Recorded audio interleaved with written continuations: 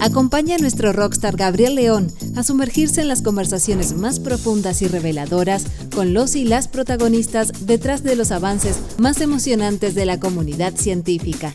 Ya comienza Rockstars.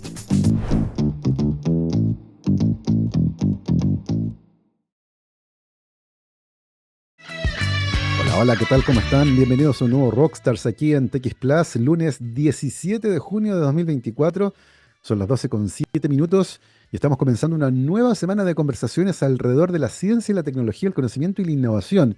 Y como dice la introducción, hoy más que nunca nos vamos a sumergir en el mundo de las preguntas científicas porque vamos a estar conversando sobre una expedición muy interesante que fue liderada por nuestra invitada. Antes de eso, por supuesto, la vamos a conocer un poco. La voy a presentar, es la doctora Carla Pozo Gallardo, bióloga marina de la Universidad Católica de la Santísima Concepción y doctora en Ciencias Ambientales de la Universidad degli Studi di Siena en Italia, actualmente académica e investigadora de la Facultad de Ingeniería, Arquitectura y Diseño de la Universidad San Sebastián.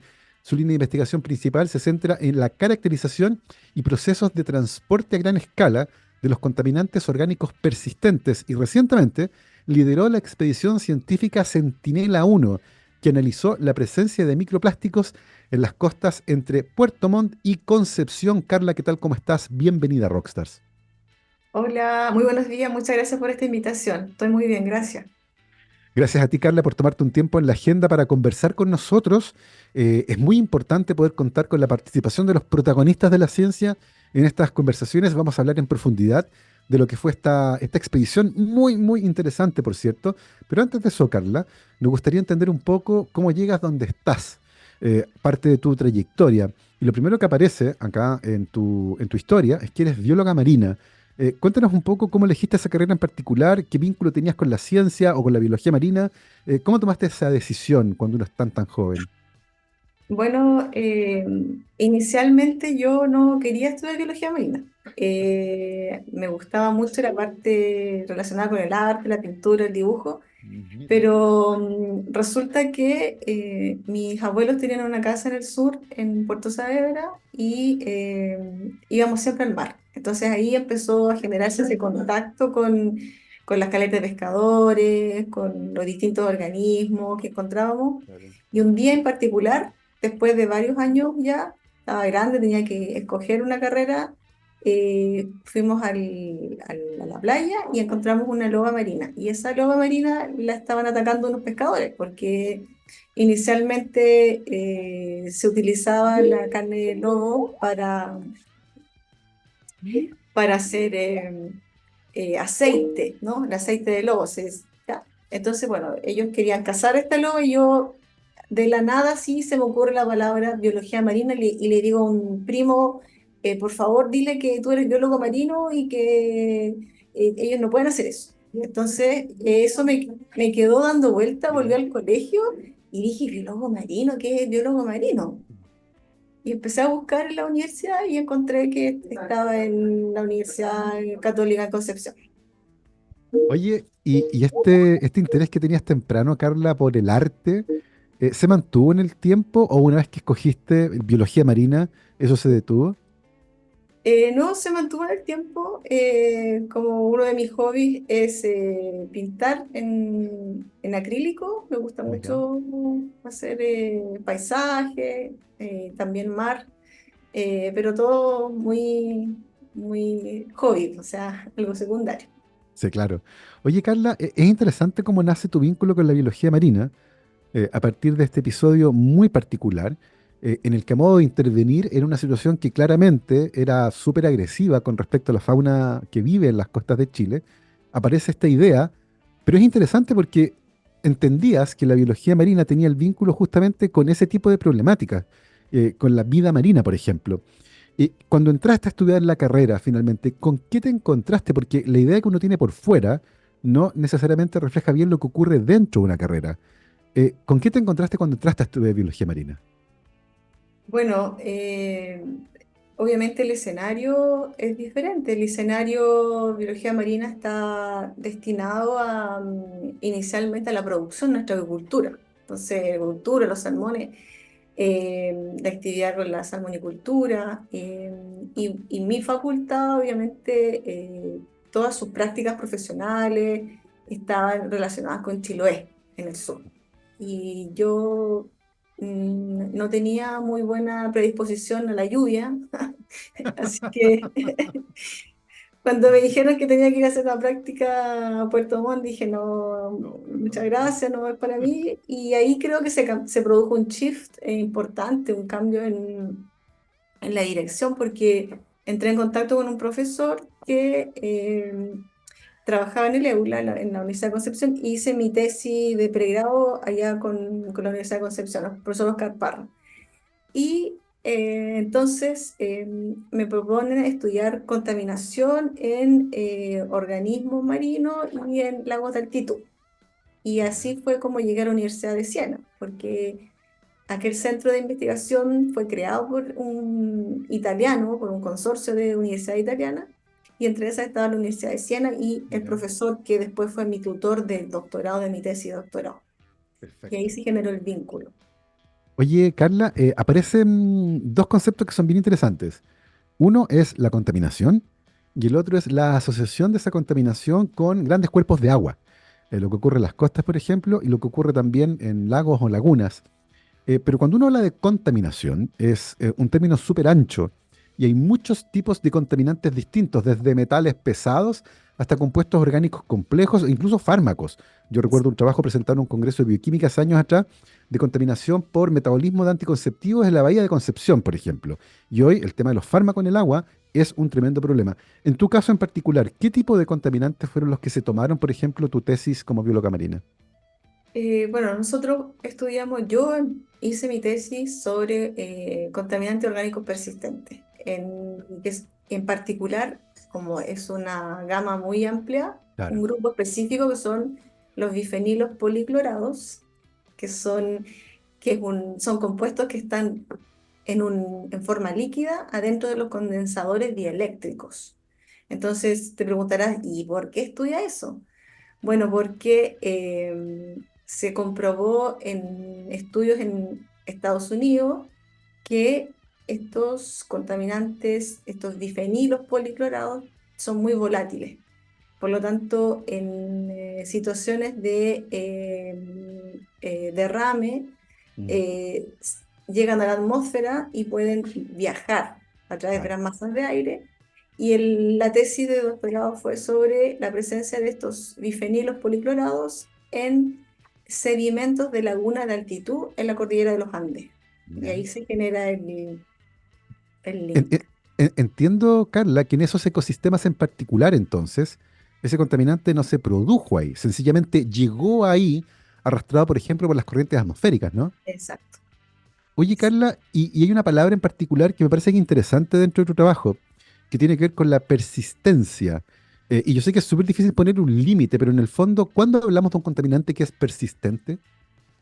Es que un contaminante generalmente es persistente cuando tiene una vida superior a los años, al año de Al vida, año, ya. ya es persistente, porque en un año puede generar conexiones con los otros compartimentos ambientales. Por lo tanto, Perfecto, eh, podríamos decir que es un límite mínimo, pero la perfecto, persistencia puede llevarse 100 años, perfecto. 600 años. Por Perfecto. O sea, hablamos de persistencia cuando es, por ejemplo, de un año hacia arriba, y eso ya se convierte en un contaminante persistente. Ahora, por otro lado, es un contaminante porque eventualmente también tiene un efecto importante en los ecosistemas. En el caso de este compuesto en particular, de este compuesto clorado en particular, lograron determinar, o se sabe, cuáles eran los principales efectos que tenía sobre los ecosistemas y eventualmente la vida que vive, por ejemplo, en lagunas de altura donde se encuentra este componente en los sedimentos. Sí, nosotros determinamos que las concentraciones eran, bueno, el diseño experimental de ese estudio fue en base a la latitud, la ubicación de la latitud de la cordillera de los Andes. Por lo tanto, se hizo un gradiente de norte a sur. Perfecto. Y lo que queríamos probar, la hipótesis era que hay un proceso químico que es la condensación de las sustancias químicas, y esta condensación está en base a la temperatura. Por lo tanto, la condensación se favorece cuando hay baja temperatura, Perfecto. por lo tanto, los contaminantes precipitan. Claro. Entonces nosotros dijimos, bueno, si en el norte hace calor y en la zona de Mm, Magallanes hace frío, aquí estos contaminantes claro. estarían migrando hacia la parte geográficamente de nuestro Claro. país. Exacto. Y bueno, efectivamente encontramos que habían concentraciones relativamente más altas en nuestra gradiente, desde la norte-sur, de zona norte a la zona sur, y no realizamos estudios sobre microorganismos, pero sí Perfecto. en zonas altamente contaminadas, como puede ser en Europa, donde han habido explosiones de industrias que producen estos contaminantes y la fauna aledaña generalmente ha presentado malformaciones, eh, Perfecto. cambios rotundos del hábitat en sí, porque la contaminación por cloro es muy Sí, fuerte. claro. Sí. Y nosotros también esa investigación la centramos para utilizarlo como un mecanismo de sensor para ver si es que estas zonas remotas que están tan lejos de Mm, zonas industriales están percibiendo lo que ocurre en otras partes del hemisferio. claro. Y justamente te Y quería preguntar eso, Carla. ¿Es posible a partir de los modelos que tenemos del transporte atmosférico tratar de predecir dónde se produjeron estos contaminantes que finalmente terminan en las zonas australes de Chile, donde evidentemente no hay fuentes de aquello, pero por las condiciones climáticas terminan quedándose ahí? sí, sí, efectivamente, bueno, a raíz de este doctorado, yo entré en contacto con el Servicio Meteorológico de Canadá, parte del Ministerio del Medio Ambiente en Canadá, que hasta antes de la crisis del año 2004, 2003 por ahí, Canadá era uno de los países que invertía 20-30% de sus fondos destinados a investigación. Y bueno, ahí sigue la historia, porque después, a través de esta colaboración, en las cuales yo tuve que estudiar las masas de aire, tuve que buscar quién me apoyara en esta modelación, llegué al Servicio Meteorológico de Canadá. Y a través de estos modelos predictivos de transporte de masas de aire, que han avanzado mucho en los últimos 10 años, ahora es capaz de poder predecir lanzar una partícula en una zona geográfica en el mundo y seguirla Qué hasta notable. donde vaya a terminar, que lo encuentro increíble. No, fantástico. No, totalmente impresionante, porque nos permite entender mucho mejor las dinámicas de transporte de larga distancia de este tipo de contaminantes, porque finalmente lo que uno debería entender no es solo lo que está ocurriendo en el lugar donde se depositan, sino que eventualmente dónde se están produciendo para tratar de disminuir ciertamente las emisiones. Ahora, Carla, entiendo de tu relato que hay un vínculo muy directo entre tu trabajo de tesis acá en Chile y lo que fuiste a hacer Italia. Hay un vínculo ahí cercano por el instituto, por el EULA, por la universidad y por el tema también. Pero eso te transporta además físicamente a Italia. ¿Cómo fue esa experiencia? Bueno, inicialmente fue algo que cambió completamente el curso de mi vida, en lo personal, en lo profesional. Me tuve que ir a vivir a Italia y eh, tuve no sé si la suerte, pero nadie hablaba español en el instituto donde yo llegué. Por lo tanto, o aprendía italiano Claro, para ti o italiano. o no sobrevivía. Claro. Y eso fue, sí, fue desafiante porque tenía clases todos los días, tuve por 3 meses yendo a clase todos los días en la Claro, mañana, claro, eran 4 horas de italiano intenso, entonces llegaba después del laboratorio y estaba pero destruida, o sea, claro. fueron 6 meses muy full Sí. immersion. Oye, y desde el punto de vista cultural, porque una cosa entretenida hacer un doctorado fuera de Chile, es que uno se encuentra con otro tipo de culturas, otro tipo de personas, incluso yo diría otra forma de abordar los problemas, lo que enriquece mucho la propia trayectoria. ¿Cómo fue ese aspecto para ti? Bueno, la sociedad italiana también ha ido cambiando, pero tiene Ya. yo creo que un valor agregado que es muy apegada a sus tradiciones medievales. Mira, interesante. Eh, Generalmente en Italia uno piensa que está en el desarrollo máximo, es un país desarrollado desde el Sí, punto de claro. vista industrial, ya, pero a nivel de cultural, la familia es muy importante, es muy fuerte el vínculo de los abuelos, los padres, los hijos, y a nivel, entonces es como una contradicción porque ese núcleo es muy fuerte, pero a la vez los jóvenes que tienen que ir a estudiar afuera o en mismo Italia, tienen un roce probablemente más favorable que el nuestro Mm, con instituciones ahí mismo en Europa. Entonces ahí se crea ese potenciamiento que yo encuentro que ellos tienen mucha suerte de estar ahí bueno, en la sí, Comunidad claro. Europea. Sí, claro. Tienen muchas vías de financiamiento, a nivel tecnológico hay mucho conocimiento disponible. Sí. Y hay además, creo que una de las diferencias que existe con nuestro país, eh, el reforzar la parte técnica. La parte técnica es muy fuerte, hay mucho trabajo en industria, el nivel de vida de la gente que trabaja en la industria es bueno, es como una clase media, porque hay un código laboral muy fuerte que los Ya, protege, sea en las remuneraciones, sea en la claro. salud, tienen muchos beneficios. Entonces, es una base muy fuerte en Italia la parte industrial. Sí, Y por lo mismo, no muchos estudiantes quieren ir a la universidad. Por lo tanto, uno pensaría claro. no, ellos quieren trabajar Trabajar. y tener su casa, su familia, y el Sí, sistema se lo permite, sí, claro. porque el sistema laboral los resguarda desde ese punto de vista. Es tremendamente interesante. Además, la Universidad de Siena está en la Toscana, es una de las más antiguas de Europa también. Hay documentos del siglo XIII, ¿cierto?, que acreditan que ya estaba en funcionamiento y por lo tanto hay una experiencia cultural ahí potente que difícilmente uno puede encontrar en otros lugares. Las universidades italianas, muchas de ellas tienen muchísimos siglos de vida más que historia republicana chilena. Entonces, hay una experiencia ahí cultural que es gigantesca.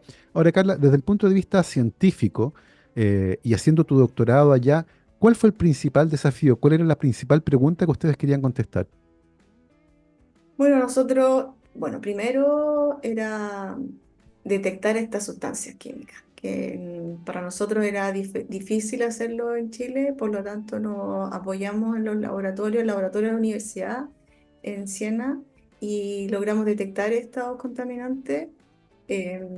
Para eso también se realizó mucha transferencia de conocimiento, porque al tener esa dificultad tecnológica, obviamente la Universidad de Concepción y la Universidad Católica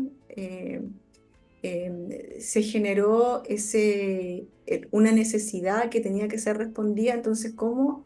A través de nueva instrumentación. Entonces ahí Claro, venía el aporte tecnológico. Ah, ¿ustedes conocen este instrumento? No, no lo conocemos ya. Entonces este instrumento sí claro. existe, está en España, está en Europa. ¿Cuál es? Ah, ya, es este, vale tanto. Ah, ya, no podemos comprarlo. Sí. Pero sí nos apoyábamos mucho a la colaboración internacional, que fue nuestro aliado y ha sido siempre nuestro aliado. Absolutamente. De hecho, parte importante de los esfuerzos que se hacen en Chile, por ejemplo, con el programa Fondequip, tanto mediano como mayor, justamente implica la colaboración entre distintos equipos y se exige que los equipos sean compartidos con otros investigadores e investigadoras de Chile, justamente porque estamos tratando de elevar el nivel de los equipos disponibles. Muchas veces un equipo que cuesta millones de dólares es imposible tenerlo replicado en cada lugar de Chile. Por eso que es importante la colaboración para poder tener acceso a tecnología que de otra manera sería imposible. Carla, es un trabajo súper interesante este de detectando, el desafío ahí de las técnicas analíticas de detección, que permiten no solo detectar, sino que también cuantificar. Es una detección que es cuantitativa, pero además entender los procesos de transporte, de cómo estos contaminantes se mueven. Y eso es algo que es tremendamente interesante, porque nos permite entender a escala global, finalmente el planeta, la atmósfera es una sola, y los contaminantes se producen en un lugar, pero se distribuyen después por otro. En ese sentido, ¿qué hemos aprendido hoy, por ejemplo, en el caso de esos contaminantes que partiste estudiando? con respecto al transporte, ¿dónde son producidos y dónde terminan? Bueno, ahí hay un caso de estudio muy interesante que se generó en los años 90, eh, cuando la Universidad de Washington empieza a hacer mediciones sobre justamente bifenilos policlorados y empieza a modelar, y se dan cuenta que muchos de los contaminantes que ellos estaban generando en las industrias, en las ciudades, se transportaba hacia los grandes lagos en Canadá. Entonces se genera también ahí un problema político, porque, ¿cómo? A ver, ustedes contaminan y lo recibimos nosotros, ¿no? Así que en ese sentido se abrieron las puertas de la investigación en la parte de modelación atmosférica. Y otro caso también que fue importante era la producción de pesticidas en México, que iba a terminar en la zona norte de Estados Unidos. Y ahí también nuevamente se generan roces en Sí, cuanto claro. a esta fronteras invisibles, pero que por primera vez es reportada una invasión aérea, ¿no? Por contaminación. Entonces, Absolutamente. y ahí se generaron varias convenciones. Hay una que es la de la protección del Ártico, y que Mm, justamente tiene como objetivo proteger el ecosistema del Ártico de la mm. deposición atmosférica de sustancias químicas peligrosas. Sí, po. Y ese es un tema tremendamente complejo porque efectivamente las fronteras son terrestres, son geográficas, pero no son reales. Y por lo tanto los contaminantes se distribuyen. Y tengo la sensación, y lo hemos conversado antes en este programa, de que vamos a tener que generar normativas internacionales para poder controlar esto, porque efectivamente un país puede contaminar y no ser víctima de su contaminación. Esto termina en otro lugar. Y por lo tanto el incentivo para dejar de contaminar es muy bajo. Si no te impacta a ti, te puede dar un poco lo mismo. Y por lo tanto tengo la sensación que vamos a necesitar normativas, y esto es súper interesante, por cierto, de carácter global para poder manejar, por ejemplo, la emisión de este tipo de contaminantes. Son las 12:30. Vamos a aprovechar de hacer una pausa musical. Estamos teniendo hoy una muy entretenida conversación con la doctora Carla Pozo Gallardo, académica e investigadora de la Universidad San Sebastián. Y ahora vamos a ir a escuchar una canción para seguir conversando a la vuelta sobre una expedición científica muy interesante que lideró hace muy poquito la doctora Pozo. Mi querido Marco, un 17 de junio, pero de 1983, la banda británica The Police lanzó su último álbum de estudio y uno de los más populares y conocidos, el famosísimo Synchronicity. Este álbum se convirtió, como les decía, en el más exitoso de The Police, gracias en particular a uno de los singles, Every Breath You Take, una de las canciones más famosas de esta banda y que recibió, gracias a este álbum, el reconocimiento internacional que tanto merecía. Así que en honor a esta efeméride musical, vamos a ir a escuchar entonces justamente una de The Police y justamente esta, la canción más psicópata de la historia, Every Breath You Take.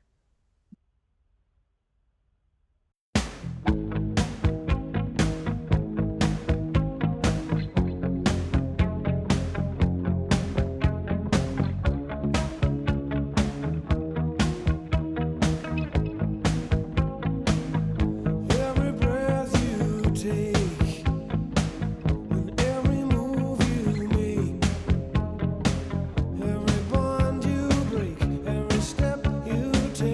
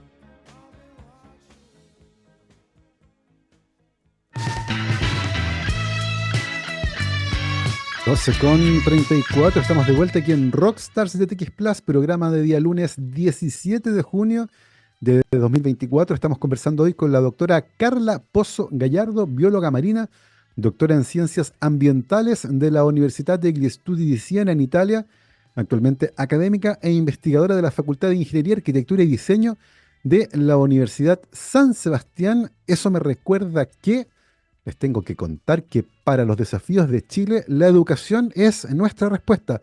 Un mensaje de la Universidad San Sebastián.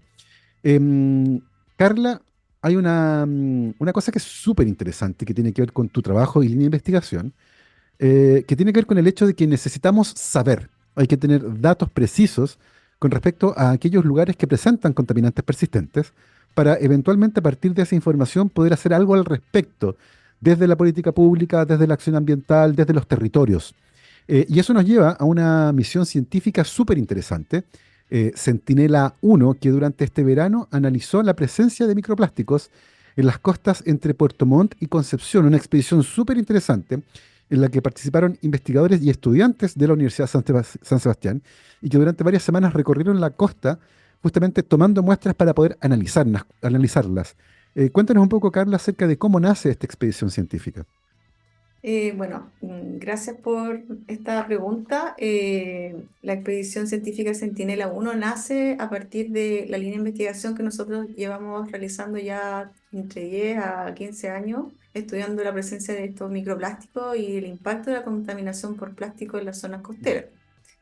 Este es un proyecto eh, pionero en el sentido que una universidad tiene la posibilidad de acceder a un yate y que esté destinado a hacer investigación y que esté destinado también a los estudiantes, porque en particular este yate que tiene casa madre en Puerto Montt apoya las carreras relacionadas con el mar, con la gestión de recursos costeros, naturales, y le da la posibilidad a los estudiantes de participar en este tipo, de utilizar esta embarcación y hacer actividades prácticas. Sí. Y entonces, al tener disponible esta embarcación, nosotros dijimos, bueno, ya que estudiamos la zona costera, estudiamos microplástico y nunca se ha investigado cuál es el aporte que existe desde la zona donde están ubicados los ríos, en particular la zona centro-sur de Chile.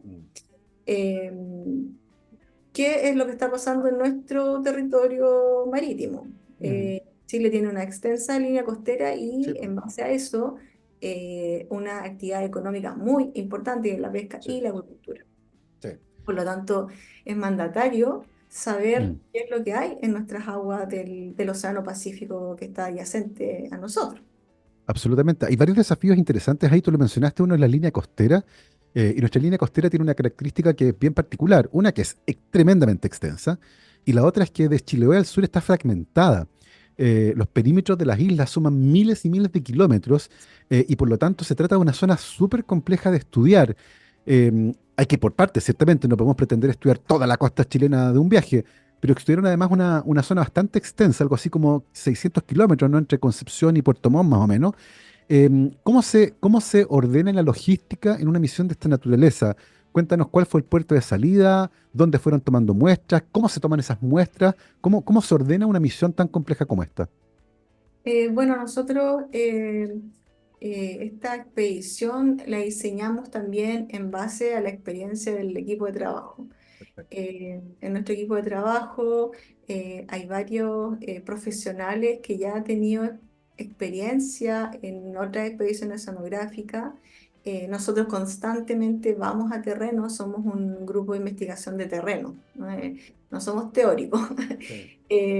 Y eso nos da ventaja y desventaja, como por ejemplo, la desventaja es que nuestros tiempos de elaboración de datos son mayores a los Teórico. investigadores que hacen teoría. Sí, claro. Y eso también se refleja en nuestra publicación. Nosotros podemos publicar Más lento. entre 3 a 5 a 6 artículos al año, con suerte, con datos ya recopilados anteriormente, pero eso es mucho el tiempo que se invierte.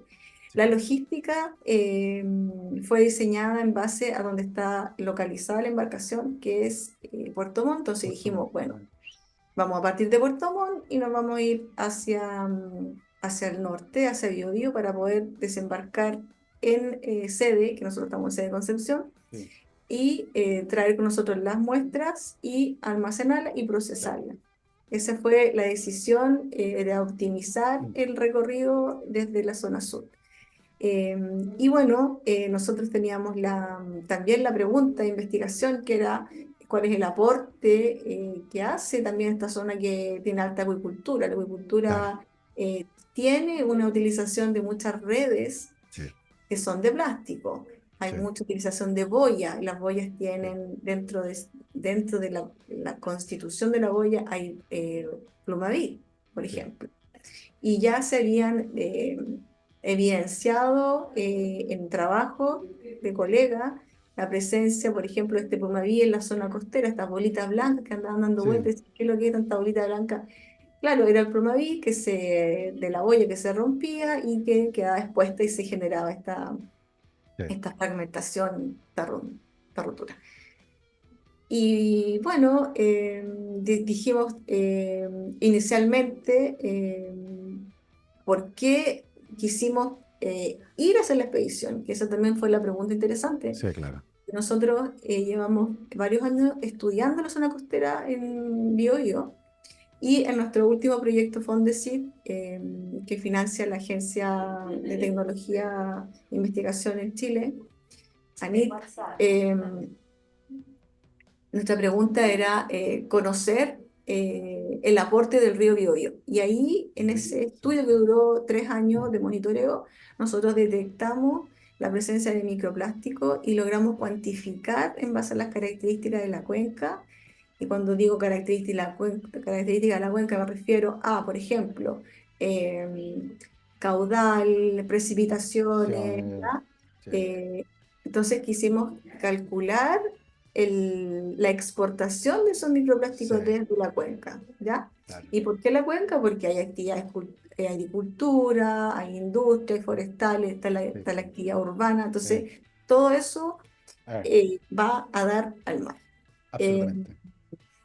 y Oye, ahí, Carl, una duda que me asalta ahora. Desde el punto de vista metodológico, ¿ustedes toman muestras de agua a distintas profundidades? ¿Toman muestras de sedimento en la playa? ¿Cómo se hace el muestreo? ya, el muestreo, generalmente microplástico en el mar abierto se toma con una red manta, que es una red que tiene una abertura de boca rectangular, ¿ya?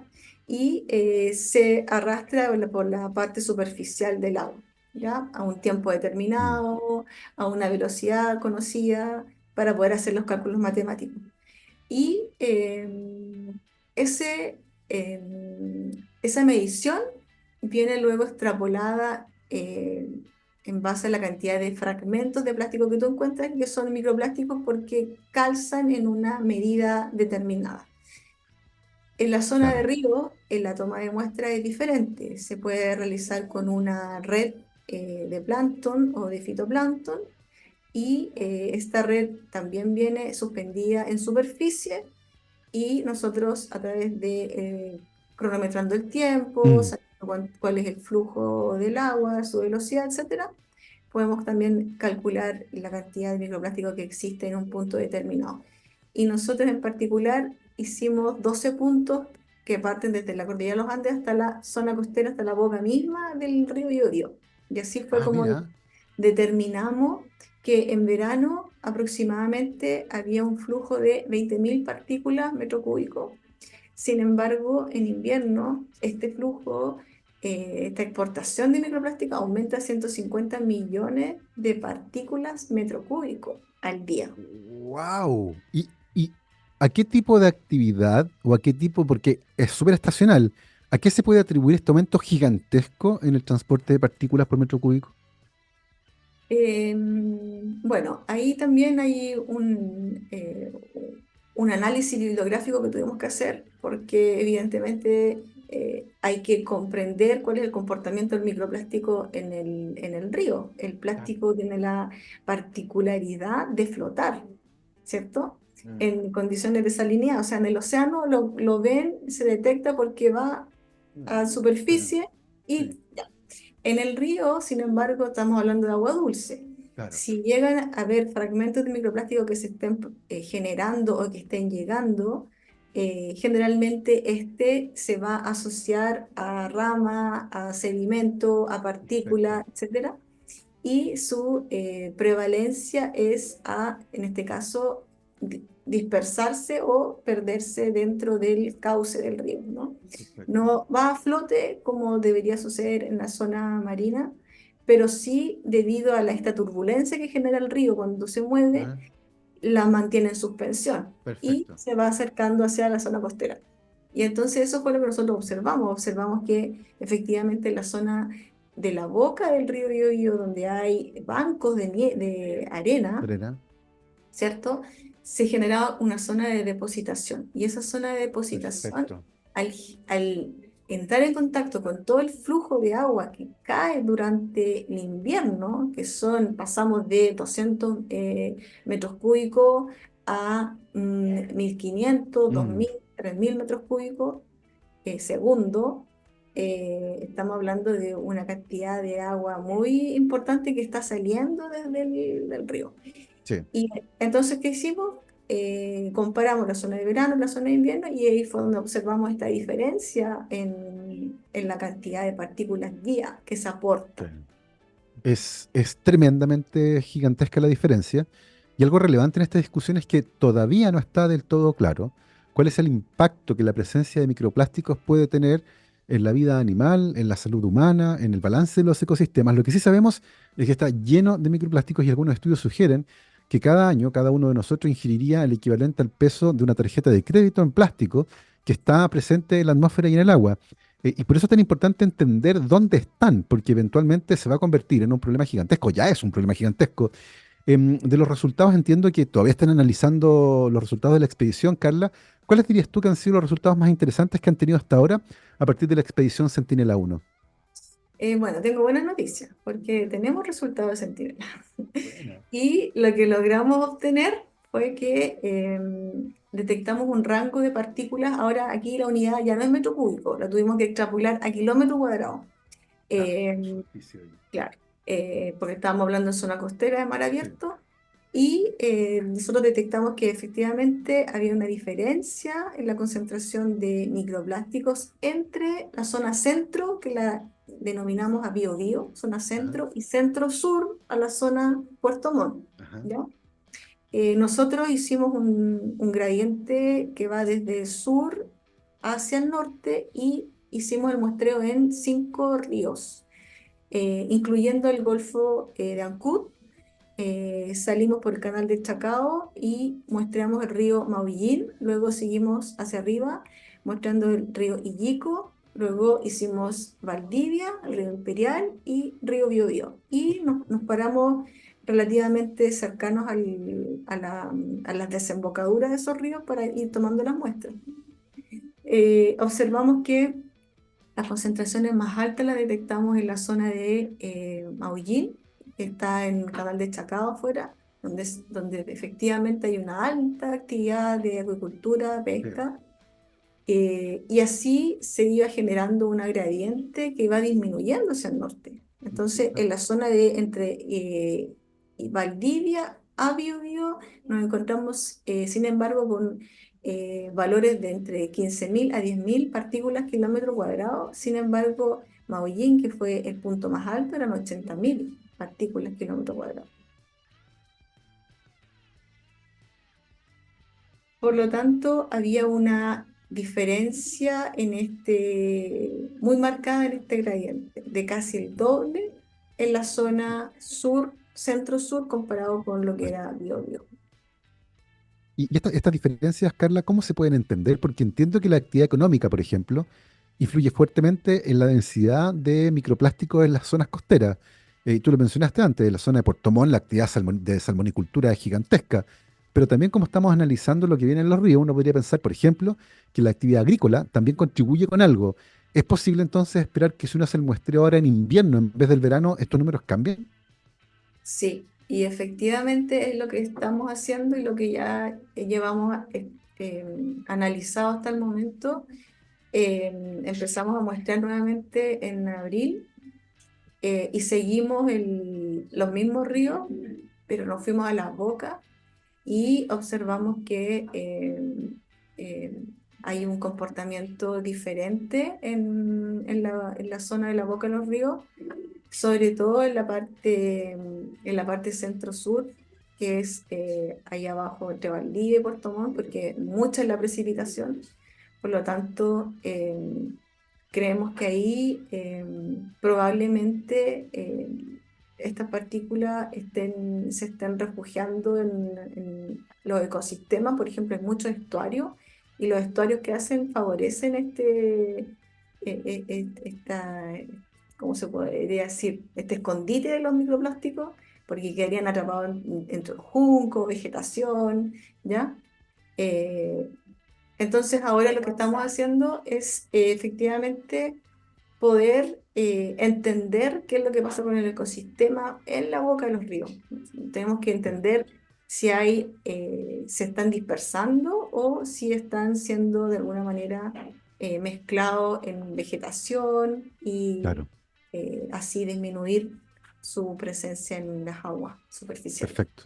Carla, ¿existe alguna técnica analítica? Pues yo entiendo que muchos de estos microplásticos se analizan por microscopía, por ejemplo. Las partículas se pueden ver y por flotabilidad se pueden recuperar, pero eventualmente uno también podría analizar el tipo de plástico y a partir de ahí tal vez tratar de hacer una suerte de trazabilidad, si viene de una malla de estas Rochelle, si viene de red de pesca. ¿Es posible hacer hoy ese tipo de trazabilidad para tratar de entender la fuente del microplástico? Sí, sí, exactamente. Ese es el análisis más detallado que se realiza, que es determinar las características químicas Claro, de esos fragmentos. Entonces, caracterizarlo desde el punto de vista químico y físico. O físico, sea, claro. nosotros hacemos realmente un trabajo de joyería en el Sí. sentido que vamos a ver los fragmentos, los medimos, les sacamos fotos, identificamos los tipos de colores Mm, y cuál es su origen químico. Y para eso utilizamos un microscopio con transformación de Fourier, claro. que lo que hace a través de la longitud de onda puede identificar, hacer una, como ¿cómo se dice? Una huella digital de ese Perfecto. plástico. Y esa huella digital viene generada a través de un espectro. Entonces, ¿qué es Sí. un espectro? Un espectro es un gráfico en el Mm, cual se van indicando buenísimo. la prevalencia de las bandas Mm, de longitud de onda y así podemos saber quién es ese plástico. claro. Y lo que nosotros hemos observado es que hay mucho polietileno que está dando vuelta, Sí. fragmentos de polietileno que está dando vuelta Mm, en la zona costera y también en los ríos, pero una particularidad que es muy interesante y que fue la que observamos en Maullín y en Illico, mm, era la variabilidad que existía en esta características químicas del plástico. O sea, mira, interesante. habían muchos más tipos de fragmentos diferentes de plástico en comparación con lo que se encontró en el río Biobío. Mira. Oye, qué interesante porque eso quiere decir que nuestro país, con su costa tan compleja, eh, tiene, tiene además, acabamos de tener un pequeño problema con la conexión con nuestra invitada, pero vamos a tratar de recuperarla. Una cosa interesante de lo que nos estaba contando Carla es que cada zona geográfica, incluso zonas que están cercanas, tienen una característica que es muy particular. Y esto permite entender las dinámicas no solo de transporte, no solo cuantitativas, sino que además cualitativas. Podemos saber qué tipo de plásticos y en qué abundancia se encuentran en cada lugar. Y esa información es súper interesante porque eventualmente tenemos que empezar a hacer algo con la contaminación por microplásticos y tratando de disminuir la carga de estos contaminantes persistentes en nuestras costas. En ese sentido, Carla, ¿cómo uno puede hacer el salto desde el análisis a la política pública? Porque la industria, por ejemplo, la industria acuícola, tiene mucho que decir al respecto, pero renovar materiales es caro, las redes son plásticas, pero eventualmente tal vez generar mejores plásticos que se fragmenten menos, tal vez cambiar las redes con más frecuencia, porque una red que ya tiene daño, probablemente va a emitir más microplásticos. ¿Cómo ves esa conexión entre el hallazgo científico y lo que eventualmente podemos hacer a partir de políticas públicas para tratar de evitar que este escenario de aumento de concentración de microplástico en nuestras costas siga aumentando? Sí, bueno, ese es un punto bastante clave y creo que es nuestro paso a seguir. Nosotros queremos tener contacto ya más directo con lo que es a nivel, creo que puede ser de gobierno en cuanto a Mm, buscar algún tipo de representante en el Parlamento, en el Congreso, que pueda tomar la situación en las manos. ¿Y por qué digo esto? Porque existen estudios, es importante que también nuestra política nacional esté informada de lo que está pasando, de lo que tenemos en nuestros sistemas costeros, eh, y de qué manera eso puede influir en la economía de un país. Porque yo creo que aquí viene la preocupación de qué manera nosotros podríamos estar alimentando nuestros peces que luego son de exportación, o nuestros bivalvos que son de exportación y que van a irse con la guatita llena de microplásticos al extranjero. exactamente. Ahí yo creo que hay un tema muy importante. Yo sé que hay acciones que se están tomando en cuanto en el sector de acuicultura y también la salmonicultura, están preocupados y sé que también están haciendo monitoreo de Mm, macroplásticos y microplásticos. sí, Ahora, creo que lo importante aquí es que esa información no quede solamente en los cajones de los escritorios, ni en los laboratorios. sí, Esto tiene sí, que ir al gobierno regional, esto tiene que ir a Pesca, a Impesca, sí, al claro. FON y generar mesa de trabajo para ver de qué manera vamos a ir mejorando, reduciendo este aporte que lo hacemos Mm, nosotros. Pero también hay otra parte importante y que también está hablado con estudios científicos y es el aporte de las zonas urbanas. Porque claro. la zona urbana también contribuye a través del el lavado de esta ropa sintética, porque Sí, nuestra ropa es casi 80% sintética actualmente. Entonces, sí, las lavadoras están de nuestras casas lavando ropa sintética, y- fibras de plástico sí, que se van al río y que el río llega al océano. Entonces, son bastante los frentes que tenemos sí, que cruzar. Y obviamente este es un trabajo que va a tomar un tiempo, pero lo importante es que ya existe actualmente el Tratado mm, Internacional de Plástico. Si tú también estás al tanto de esto, es un tratado que involucra aproximadamente unos 160 países. claro. Están preocupados de la contaminación por plástico en general y los microplásticos en la zona costera, Sí, porque puede absolutamente. afectar la economía de los países. Absolutamente. Y de hecho lo que tú mencionas es clave. Si en algún momento los países que reciben nuestras exportaciones, tanto la salmonicultura como el cultivo de mitílidos, podrían establecer normativas para cantidad máxima de microplásticos en ellos. Y eso podría generar barreras gigantescas a la exportación.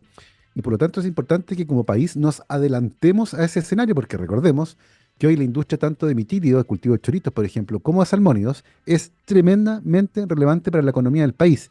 Y recibir un golpe de esa naturaleza podría ser devastador. Y por eso que es importante, como decía Carla, tener los datos y moverlos, porque la información está y por lo tanto deberíamos movilizarlos para empezar a generar acciones que nos permitan adelantarnos a futuros escenarios, que no sería para nada raro. Ya ha pasado antes con el uso de pesticidas, por ejemplo, donde se establecieron normativas que impedían la exportación de productos agrícolas, por ejemplo, que tuvieran una cantidad de ciertos pesticidas más altas que la norma, y eso generó ciertamente un impacto económico gigantesco. Por eso que es tan importante este tipo de investigaciones, no solo porque nos permite entender aspectos fundamentales de la contaminación por microplásticos, sino que también adelantarnos a futuros escenarios que podrían ser muy complejos. Son las 12:59 y estamos llegando al final de esta muy entretenida conversación. Y por supuesto le queremos dar las gracias a nuestra invitada por habernos acompañado, a la doctora Carla Pozo Gallardo, bióloga marina de la Universidad Católica de la Santísima Concepción, doctora en Ciencias Ambientales de la Universidad degli Studi de Siena en Italia, actualmente académica e investigadora de la Facultad de Ingeniería, Arquitectura y Diseño de la Universidad San Sebastián. Carla, muchísimas gracias por habernos acompañado. Gracias a usted por la invitación y cualquier cosa aquí me contacta. Encantados, estaremos por supuesto de saber más sobre las misiones que están ustedes haciendo allá en el sur de nuestro país. Nos vamos, queridos, pero como cada día lunes, con estreno de nuestro proyecto de podcast que coproducimos con el Radio Telescopio ALMA. Y la pregunta de hoy es súper interesante. ¿Por qué se mantienen tan frías las bandas receptoras de ALMA? Como hemos dicho en episodios previos, las varias bandas receptoras de ALMA permiten detectar distintas señales que provienen desde el universo. Sin embargo, para que estas bandas puedan trabajar correctamente, estas tienen que mantenerse muy, pero muy frías. ¿Por qué ocurre esto? Hoy lo vamos a aprender en este capítulo estreno de esta colaboración con ALMA. Que estén muy bien, disfrútenla. Nos vemos. Chao, chao.